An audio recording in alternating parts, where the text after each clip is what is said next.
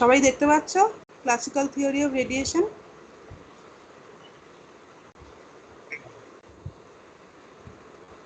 Yes, ma'am.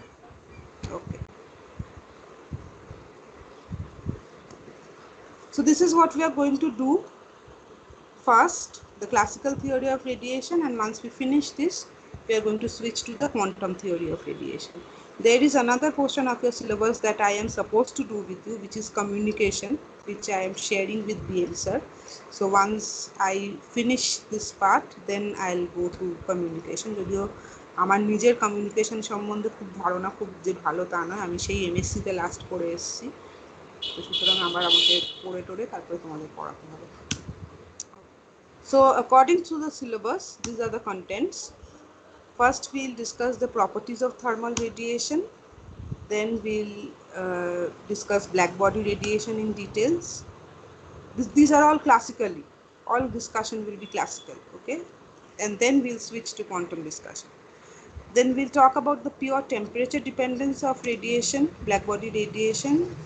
Then we'll go over to Kirchhoff's law and proof of Kirchhoff's law, radiation pressures. So things related to Kirchhoff's law. Then are known, very well known, Stefan Boltzmann law, Wien's displacement law, Wien's distribution law. All these from the classical concept, Rayleigh-Jeans law, and finally ultraviolet catastrophe. Okay, so all these things, at least from number 5 to number 9, all these you have done as a part of your quantum theory syllabus, but we are going to do all this again here as a part of the StatMech syllabus, and the perspective of discussion will be a little different. It will be rather from heat and statistical mechanics point of view than the quantum mechanical or quantum theoretical point of view. Okay, so same things but discussed in a different light, which you see as we eventually continue our discussion. So first of all, we all know that so basically, as I was going through the syllabus and as I was leafing through different books in order to make this presentation for the class, what I realized was that heat is a very under discussed topic in our undergraduate or school level classes. We tend to think that heat is something very simple. Theories related to heat are pretty simple. We deal with the chapters of heat very lightly, and definitely they are one of the easier chapters of physics, so we always do them. We never leave out chapters on heat and conduction, etc., but we do not give them the weightage that we give to probably current electricity or quantum mechanics, etc. So but if you think very deeply, then heat is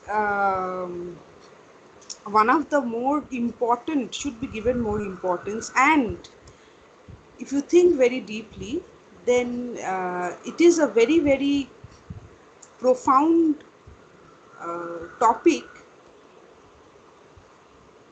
that we should delve into much more in a much what should I say, deeper manner.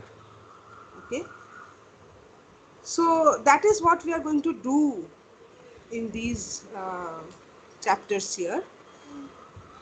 And now we know that there are 3 known modes of heat transfer, right? All of you know this. You've probably read this from what, class 7, I think class 7 or 8. So there is conduction, we all know, and there is convection, and there is radiation. So we all know that there are 3 modes of heat transfer, and heat is transferred from one body to another when there is a difference of temperature, not the amount of heat. and the transfer of heat takes place till the temperatures of the two bodies become equal. Thermal equilibrium is reached. However, we also know that these two modes of heat transfer, conduction and convection, they require the presence of material medium, right? Conduction and convection cannot take place unless there is a material medium, and so obviously quest for the third mode of heat transfer was made, because we definitely get a lot of heat from the sun and there is no material medium between the sun and the intervening space between the sun and the earth, and therefore it was found out that the third mode of heat transfer is radiation, in which no material medium is required. Okay, so basically, you know, when you sit beside a fire during winter, the outside air is extremely cold. You sit beside a fire with your hands near it. You are not touching the fire, and yet you get the heat. Okay, so not that there is a lot of wind flowing so that there is a convection current between the fire and your hand. Neither are the air particles very closely packed together so that the heat can be passed on from the fire to your hand by the mode of conduction.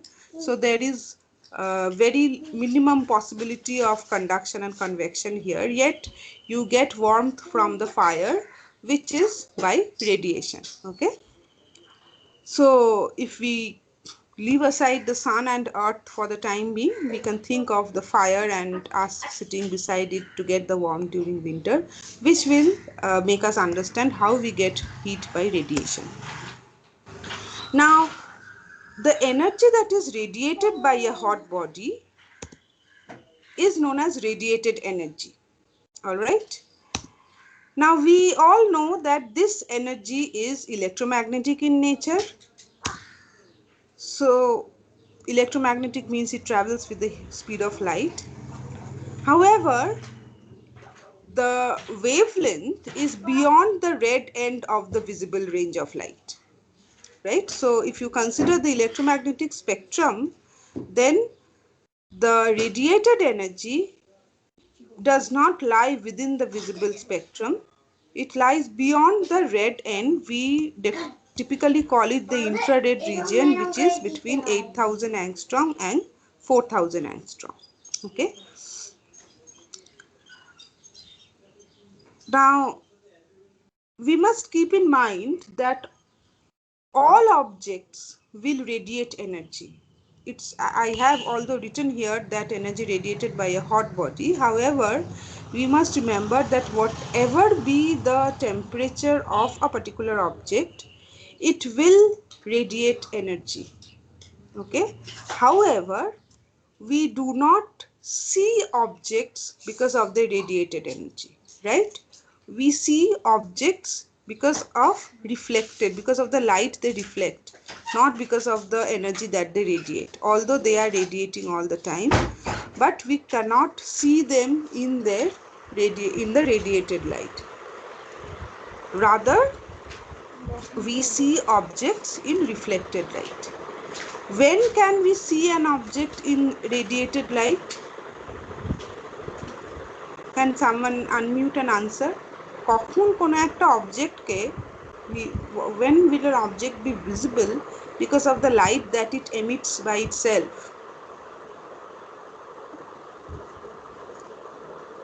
Anyone? Black body radiation. No, not black body radiation. You cannot see. You cannot see black body radiation. I am saying when we can see an object because of the energy that it radiates. Madam যখন visible রেঞ্জে থাকবে। হ্যাঁ, কিন্তু visible রেঞ্জে কখন থাকবে?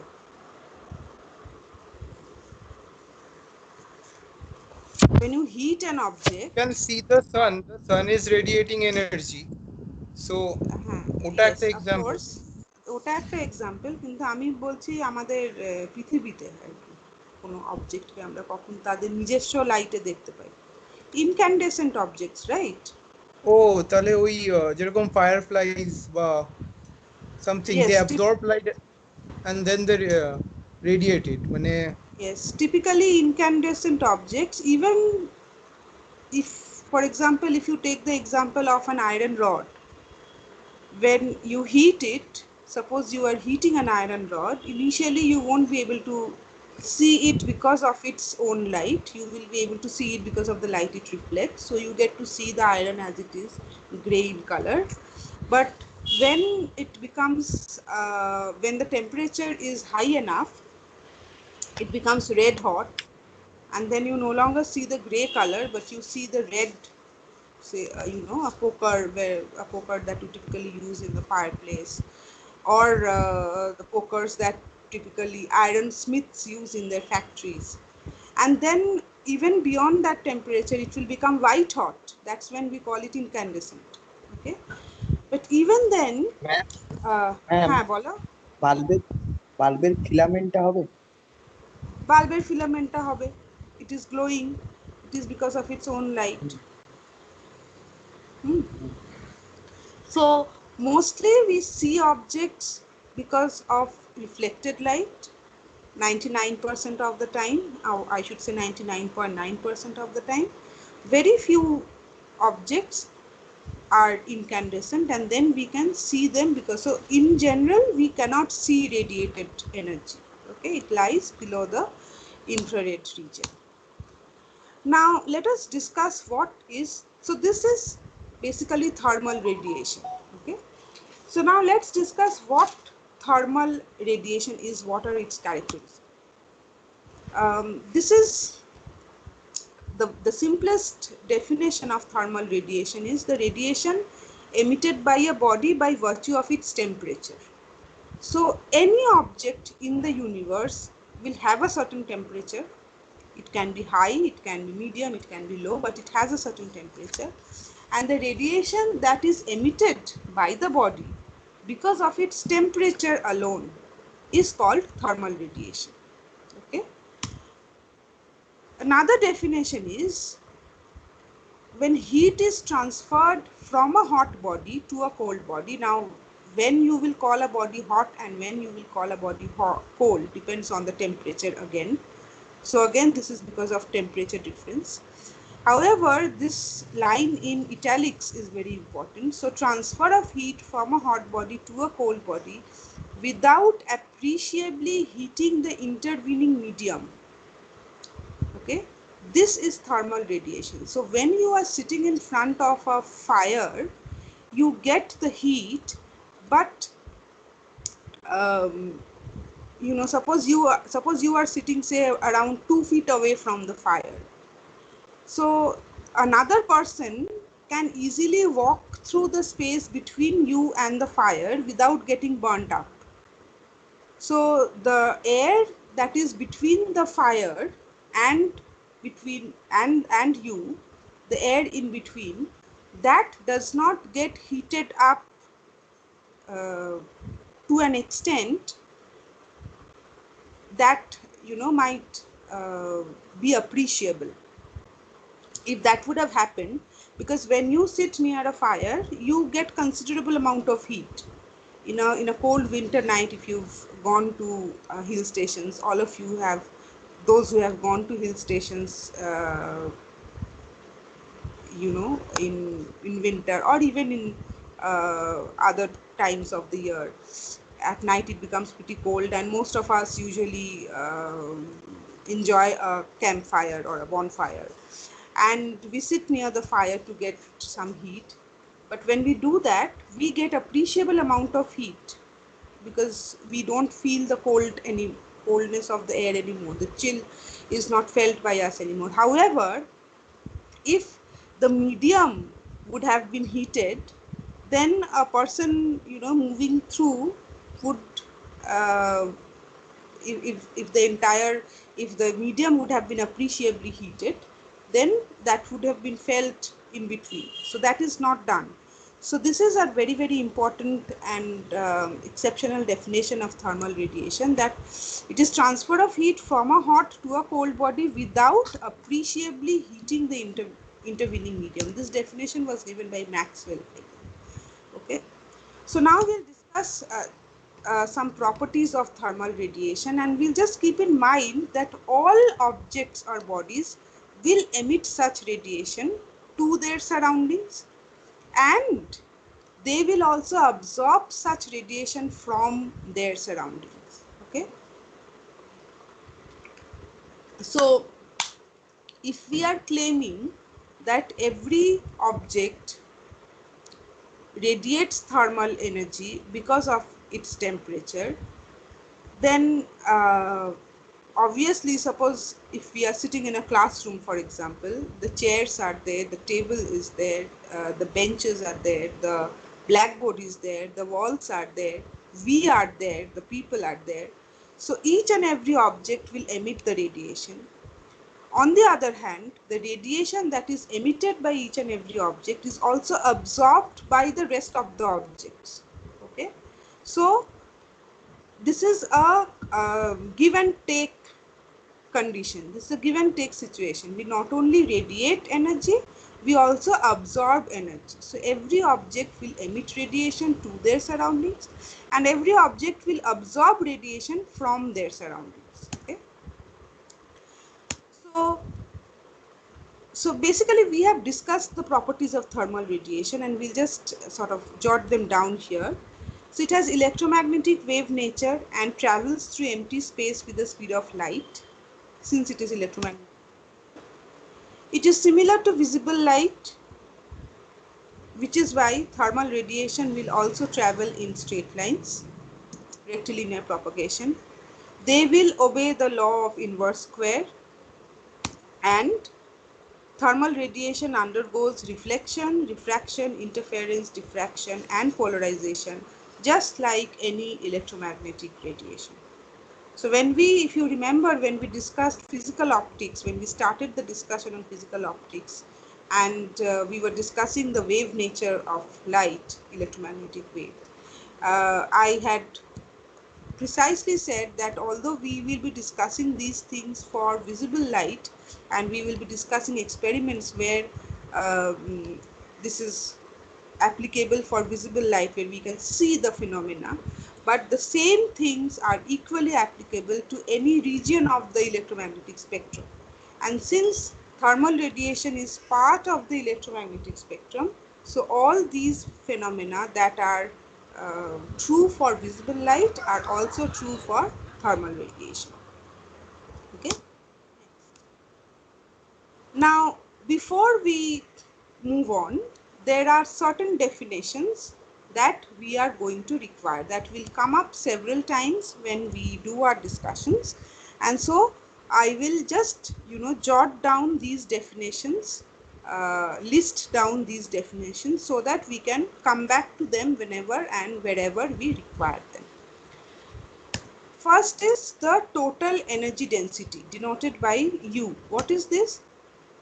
At any given point, the total energy density is the total radiant energy, and all this in terms of radiant energy, all this in terms of thermal radiation. Okay, so the total energy density is the total radiant energy per unit volume around that point for all wavelengths taken together. So when some energy is incident, radiation is incident on a surface, you take a particular point on the surface and you take a unit volume around that point, then the total radiant energy per unit volume around that point for all wavelengths taken together is called the total energy density. Its unit is joule per meter cube. In CGS it will be arc per centimeter cube. Okay. Next is spectral energy density. So this is total energy density, and next we will be noting down what is spectral energy density, U lambda, denoted now by U lambda to specify the spectral annotation. So spectral energy density for a particular wavelength. Now we are talking about a particular wavelength. Okay, so it is the energy per unit volume per unit range of wavelength. Okay, that is the definition. Next is total emissive power or emissivity, denoted by epsilon. Sometimes it is also denoted by plain E. The radiant energy emitted per unit time per unit surface area of the body. So energy density is per unit volume, and emissive power or emissivity is per unit surface area of body for all wavelengths taken together. Again, we will have spectral emissive power or spectral emissivity denoted by E lambda, or epsilon lambda can also be used. So this is again spectral emissive power at a particular wavelength. This is the radiant energy per unit time per unit surface area within unit range of wavelength. Okay. So for spectral energy density, you have the same thing as energy density within unit range of wavelength, and for spectral emissive power, you have the same thing as emissive power, normal emissive power, only within per unit range of wavelength. Okay. Obviously, from these four definitions, you get the relation that total energy density U is the integration of the spectral energy densities taken for all wavelengths from 0 to infinity, and total emissivity epsilon will be the integration of all emissivities for all wavelengths from ranging from 0 to infinity. All right. Two more definitions we require. So this was energy density and emissivity. Now we also said that a body will also, when it is just left alone, it will not only emit radiation, it will also absorb radiation. So now we define absorptivity or absorptive power. Okay, please take care of the spelling. It is not absorbivity, it is absorptivity or absorptive power, A lambda. Okay. The definition is this: at a particular temperature for a particular wavelength. This is absolutely for a particular wavelength. The absorptive power is defined as the ratio of the radiant energy absorbed per unit surface area per unit time to the total energy incident on the same area of the object in unit time within a unit wavelength range. So if suppose you have a particular object and you know its surface area, you take unit area on its surface and you measure the total energy that is incident, okay, and then you see how much of it is absorbed. So the ratio will give you the power of absorption of that body, how much radiant energy that body can absorb. That ratio will give us the absorptive power of a body. So absorptive power is not an absolute parameter, it is a ratio, it is a relative parameter. Okay. And finally, relative emittance. What is relative emittance? This is again a ratio, emittance of a surface to the emittance of a black body. Now what is black body? Why emittance of a black body is important, that will come to know in the next slide. Okay, and again, before we move on to black bodies, this is another important theory. This is not explicitly mentioned in your syllabus, but this is important. This is a very important concept, and many things depend on this particular theory actually. This is the Prevost's theory of heat exchanges. So the statement is this: every body or object emits radiations continuously to its surroundings at a rate which depends only on the nature of its surface and temperature, and at the same time it receives radiation from its surroundings at a rate which depends on the surface and temperature of the surroundings. Okay, so just as I told you, this is something that we already discussed without giving it a name, but this is actually specifically stated in Prevost's theory of heat exchanges. So when you are part of a system and there are several other objects in that system, each and every object will emit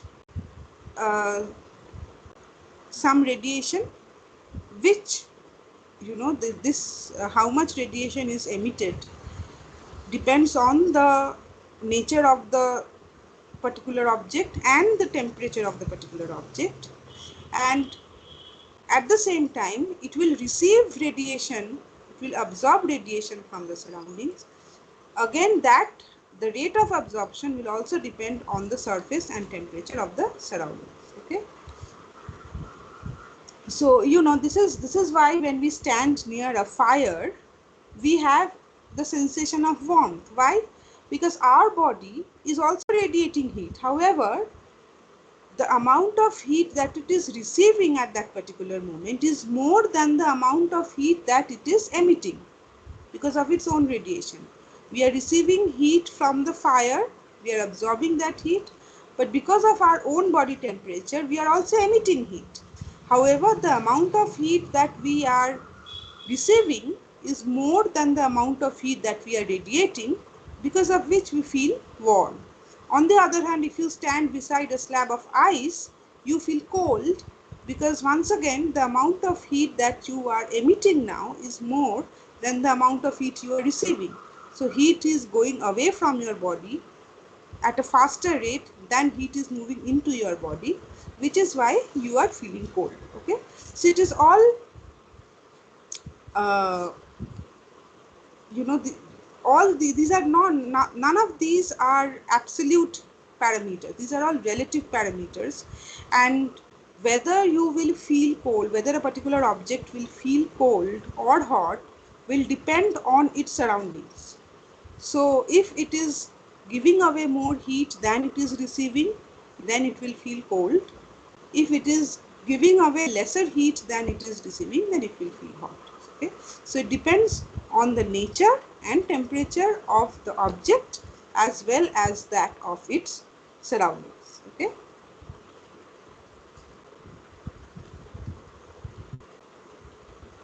however, we must keep in mind that the amount of heat that is radiated keeps on decreasing as we move towards absolute zero. So absolute zero is absolute not only for the facts that you already know, but also for the fact that radiation coming out from a body vanishes when it reaches absolute zero. Okay, so it is one more thing added to the knowledge of absolute zero that you already have.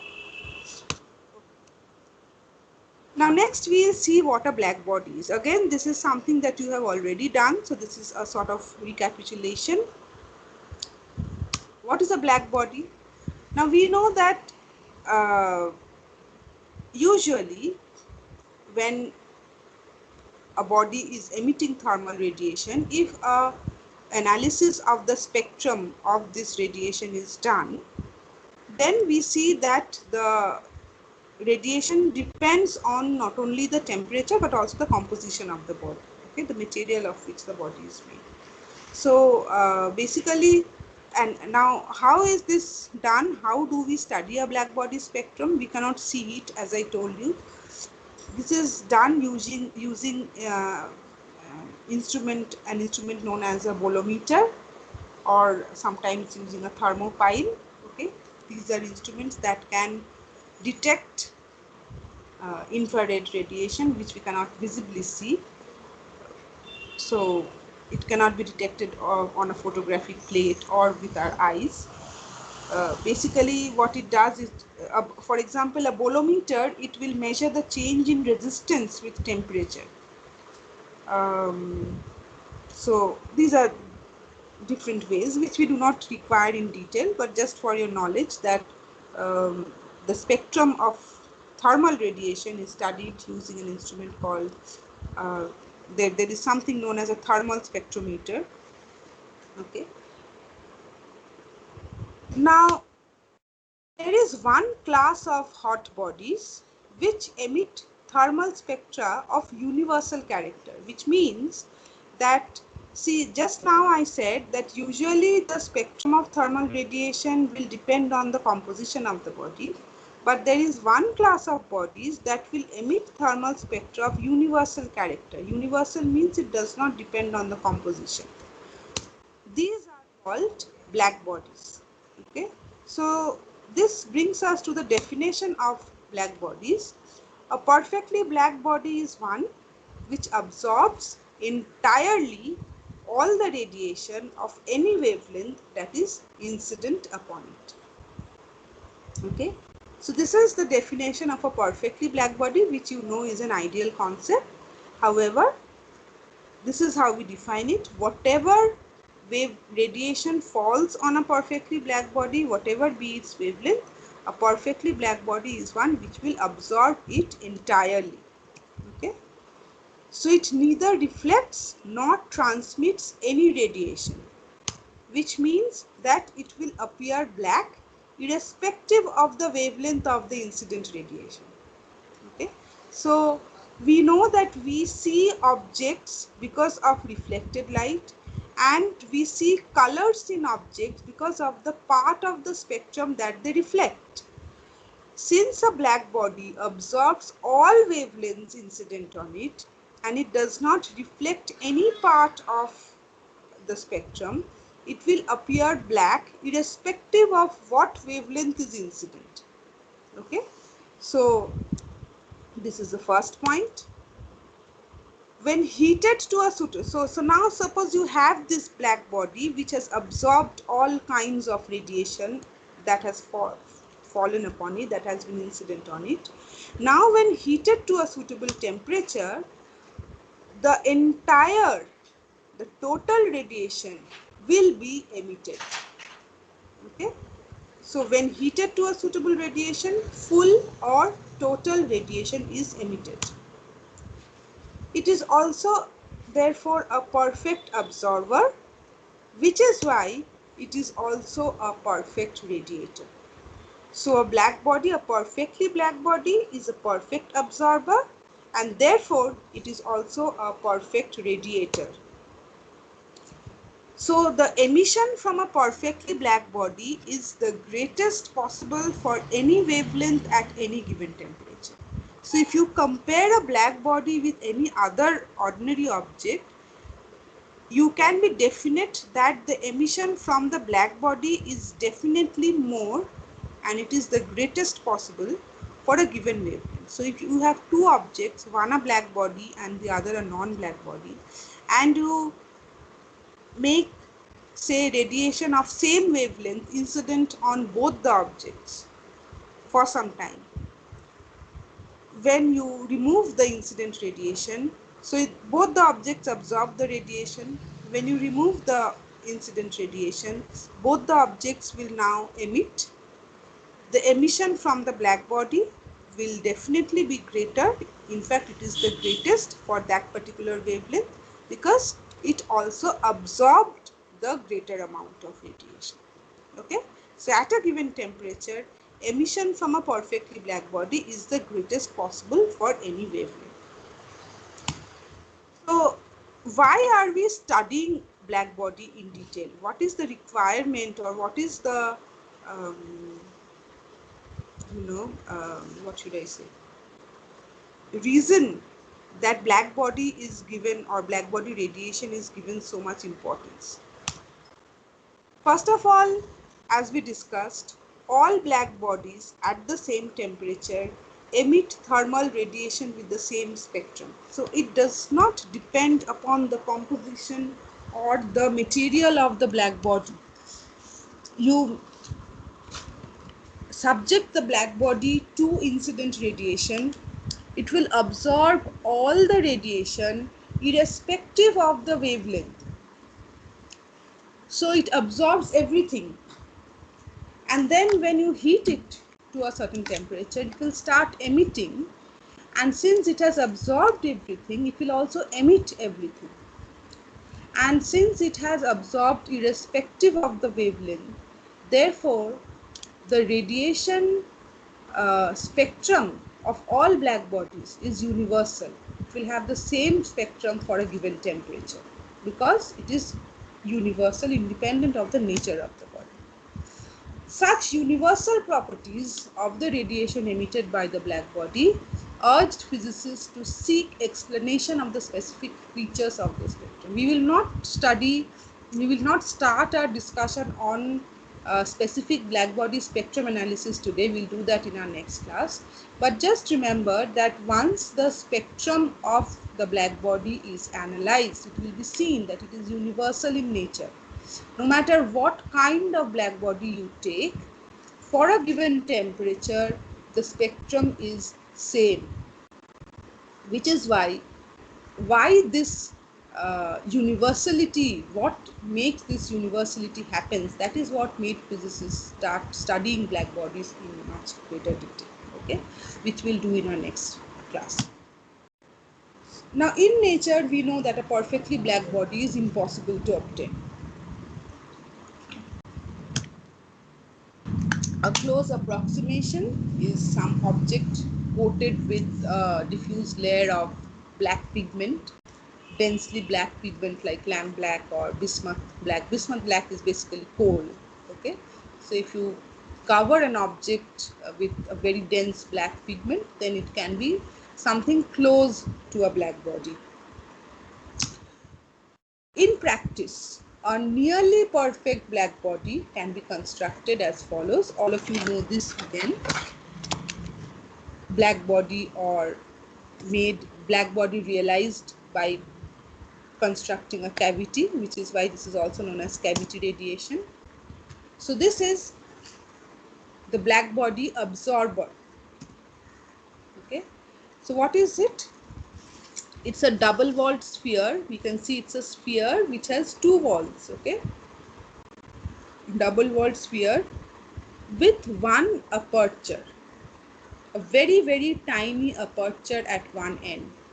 Okay, and the inside surface of this sphere is coated with a very dense black pigment like lamp black.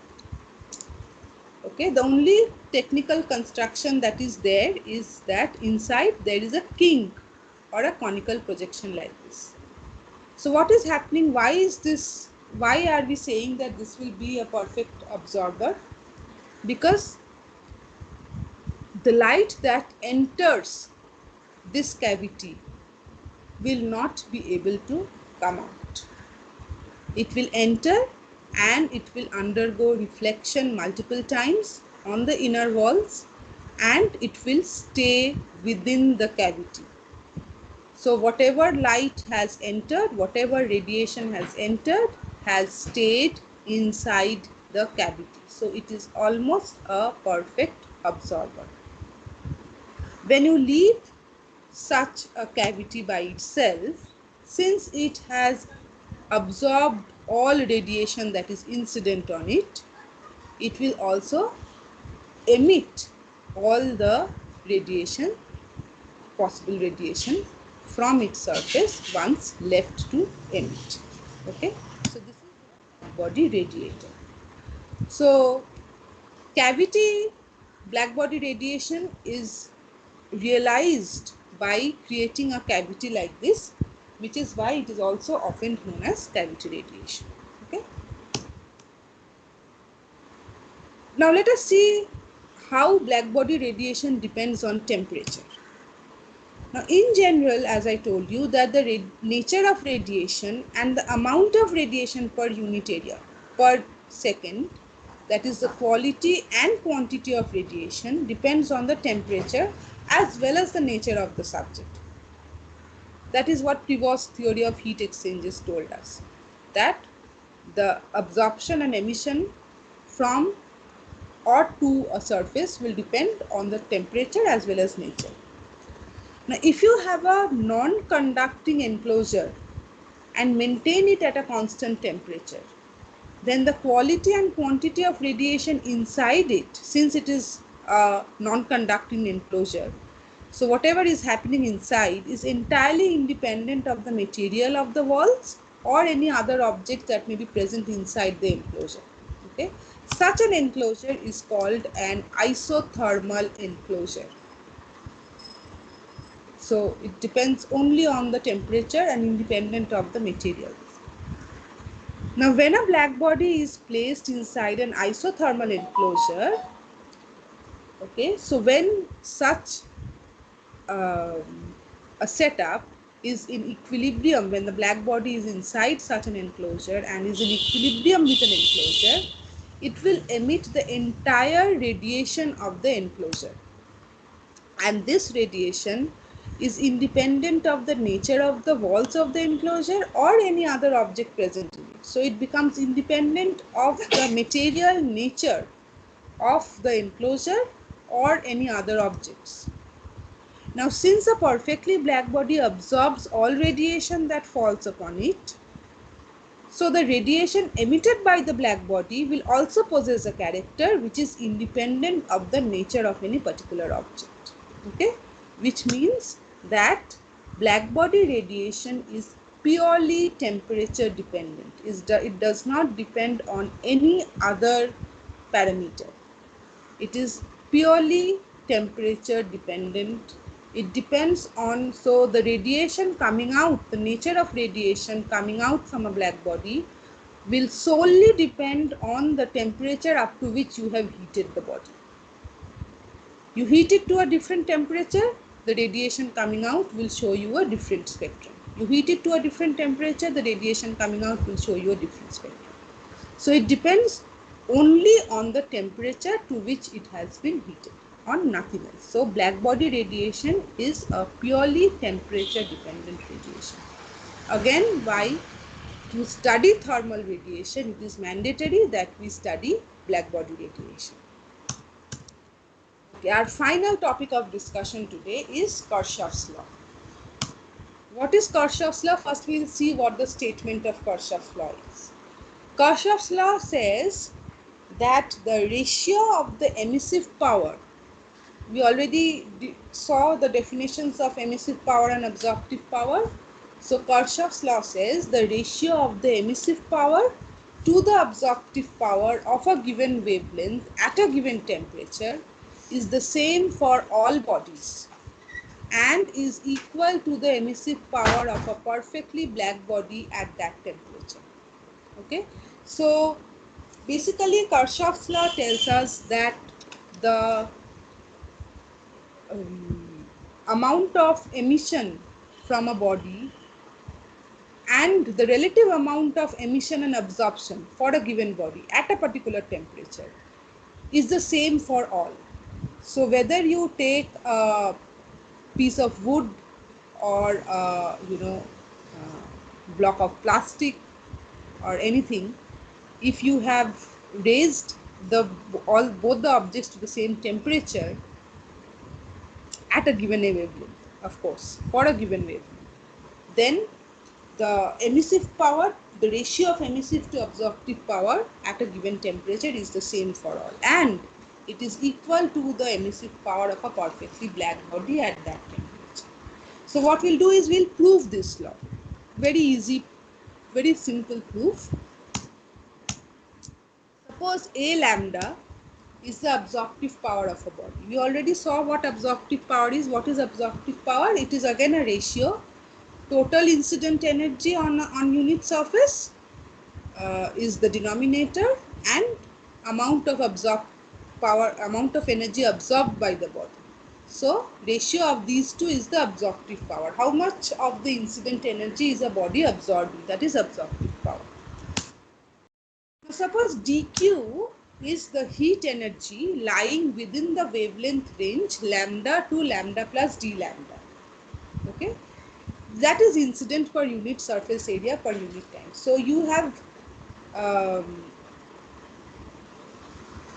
the object that you are talking about, that is made on that you have made incident heat energy, thermal radiation with wavelength lying between the range lambda and lambda plus d lambda. So you can calculate the amount of heat energy incident per unit surface area per unit time, and that is given by dq. So obviously if the amount of heat, if A lambda is the absorptive power of the body and dq is the heat energy within the wavelength range lambda and lambda plus d lambda incident per unit surface area per unit time on the body, then the quantity of heat absorbed by the surface is A lambda dq. Okay, so the remaining energy dq is incident, a lambda dq is absorbed. So the remaining dq minus a lambda dq, it is either reflected or transmitted or both. I hope this point is clear. A particular amount of heat incident করা হয়েছে একটা অবজেক্টের উপর, তাহলে ও কতটা absorb করবে will be given by the absorptive power. So a lambda dq amount, a lambda তো ওর absorptive power, তাহলে dq এর a lambda portion O absorb করবে, তাহলে বাকিটা কি হবে, will be reflected or transmitted or both.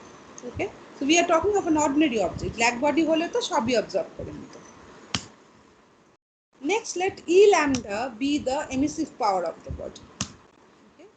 So amount of energy emitted per unit area per unit time in the wavelength range lambda 2 lambda plus d lambda by virtue of its temperature is E lambda d lambda. This is how we defined emissive power.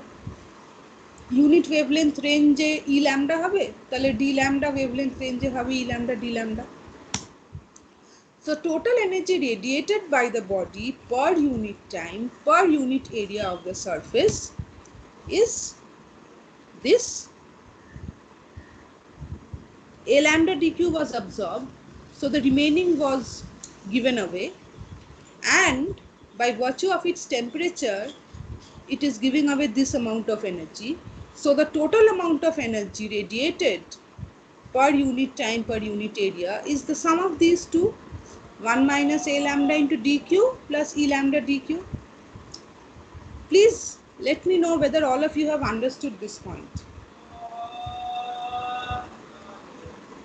মানে না বুঝে কেউ চুপ করে থেকো না, না বুঝতে পারলে প্লিজ আনমিউট করে বলো যে ম্যাম আরেকবার রিপিট করুন। সবাই বুঝতে পেরেছো? না ম্যাম আরেকবার রিপিট করুন। পুরো প্রথম থেকেই, এখান থেকেই? হ্যাঁ প্রথম থেকেই। আচ্ছা বেশ। এ ল্যামডা হচ্ছে absorptive power of the body. তার মানে আমি একটা body, this is if you can recall your সেই স্টোকস ল পড়ানোর সময় when we were discussing Stokes law, remember I had discussed the reflection coefficient and transmission coefficient. So if A is the amplitude of the incident light, how much of it will be reflected and how much of it will be transmitted will be governed by the reflection coefficient of transmission and transmission coefficient. যে R যদি reflection coefficient হয় তাহলে incident lighter R fraction reflected হবে, T fraction transmitted হবে. So if A lambda is the absorptive power of the body and dq is the amount of heat it is being subject to, মানে that is incident on the body, তাহলে তার a lambda fraction O absorb করবে। তাহলে কতটা absorb করছে a lambda into dq, তাহলে dq incident হচ্ছে তার থেকে a lambda dq portion O absorb করছে, তাহলে বাকি হিটটা কি হবে, রিফ্লেক্টেড হবে, ট্রান্সমিটেড হবে। কোনো অবজেক্ট তো পুরো হিটটা অ্যাবজর্ব করে না, খানিকটা অ্যাবজর্ব করে। কতটা অ্যাবজর্ব করে depends on the parameter a lambda which is different for different bodies, আর সেইটা বাকিটা রিফ্লেক্ট করে বেরিয়ে যাচ্ছে। তাহলে কতটা বেরিয়ে যাচ্ছে বডির থেকে, ডিকিউ মাইনাস যতটা অ্যাবজর্ব হয়েছে, তাহলে dQ minus a lambda dQ হচ্ছে is coming out from the body. Okay, এবারে the body has its own temperature and it will emit thermal radiation because of its own temperature. So if E lambda is the emissive power of the body, okay, and it is emitting energy in the wavelength range E lambda to E lambda d lambda, তাহলে by virtue of its temperature it will emit an amount of radiation E lambda d lambda.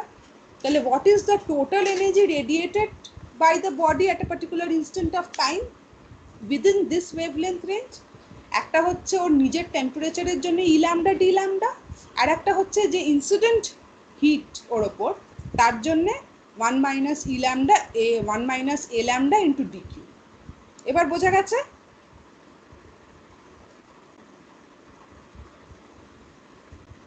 Now is it a bit clearer? হ্যাঁ ma'am, হ্যাঁ। Okay. So at equilibrium, therefore, what is equilibrium? Equilibrium is a dynamic situation where absorption and emission will equalize each other. তাহলে dq amount of heat আমি একটা বডির উপর incident করছি, তাহলে at equilibrium the incident and the emitted amounts should equalize each other. That is what we call equilibrium. So at equilibrium dq must be equal to this amount, that is the total energy incident must be equal to the total energy radiated by the body per unit time per unit area. So for equilibrium to prevail, we must have dq equal to 1 minus a lambda into dq plus e lambda into dq, which gives us a lambda dq equal to e lambda d lambda. Okay, clear? Now for a perfectly black body, a lambda is 1. That is how we define the perfectly black body. A perfectly black body is one which will absorb everything. So it does not emit anything. So a lambda is 1 for a black body. That is how we differentiate a black body from other bodies. A lambda is a fraction for all bodies. The value of a lambda lies between 0 and 1. It is 1 for a black body, which absorbs everything that falls on it. So for a perfectly black body, a lambda is 1. Okay, and to differentiate a black body from any ordinary body, we denote the emissive power of a black body by E lambda. Okay, so for a black body, the value of A lambda is 1 and the value of E lambda is capital E lambda. Okay, so in the expression that we got, A lambda dq equal to E lambda d lambda, we can write dq, because A lambda is 1, is equal to E lambda d lambda. So if this body that we are talking about, if that is a black body, then the relation will become this, dq equal to capital E lambda d lambda. Okay, so A lambda, so again in place of dq we use this. Now again we go back to this equation, A lambda capital E lambda d lambda is equal to small e lambda d lambda. Okay, so now we go back to the equation for our ordinary body. We use the relation for a black body, we get the expression for dq in terms of emissive power of a black body, and we use that in the object that we had started off with, and we get A lambda capital E lambda d lambda equal to small e lambda d lambda, which means capital E lambda is equal to small e lambda by A lambda. So the ratio of emissive power to absorptive power is equal to the emissive power of the black body. This is at a particular temperature that we had started our discussion with. So we see, since the emissive power of a black body is dependent only upon temperature, so we can see that the ratio of emissive power to absorptive power for a body is equal to the emissive power of a black body at that temperature. So for all bodies, this ratio will be same. This is what Kirchhoff's law says. Okay, and in this manner we have proven Kirchhoff's law. তার মানে কি দাঁড়াচ্ছে Kirchhoff's law? This was the statement that at a given temperature for a given range of wavelength, তার মানে একটা ধরো তুমি object নিচ্ছ, সেটার উপর তুমি একটা পার্টিকুলার ওয়েভলেন্থ রেঞ্জের রেডিয়েশন তুমি ইনসিডেন্ট করিয়েছো, তাহলে ওর একটা এমিসিভ পাওয়ার আর অ্যাবজর্পটিভ পাওয়ারের একটা রেশিও পাবে। Kirchhoff's law বলছে যে একটা গিভেন টেম্পারেচারে এই রেশিওটা সেম ফর অল অবজেক্টস। সেটা কিভাবে আমরা দেখব? যে বেরোলো যেটা প্রুফ করে যে এই রেশিওর ভ্যালুটা is equal to the emissive power of the black body. Now for a given temperature, the emissive power of the black body is only a particular value. It will change only if you change the temperature. তাহলে এই ভ্যালুটা আমি একটা particular টেম্পারেচারে এই ভ্যালুটা একটাই থাকবে for that particular wavelength. So whatever object you take, this ratio will be same for a given wavelength at a given temperature. Is it clear to everybody? Do you want me to repeat this last portion once more?